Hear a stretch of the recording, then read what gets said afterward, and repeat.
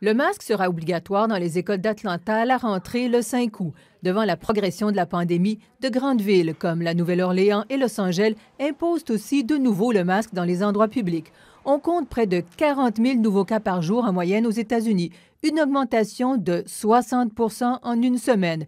La progression fulgurante du variant Delta inquiète le Centre pour le contrôle de la prévention des maladies. We are yet at another pivotal moment in this pandemic, with cases rising again and some hospitals reaching their capacity in some areas.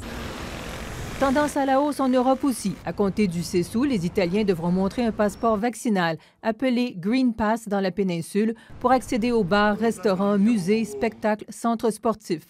Je suis un extrémiste du Green Pass, dit cet homme. C'est absolument vital pour notre qualité de vie, le travail, la santé.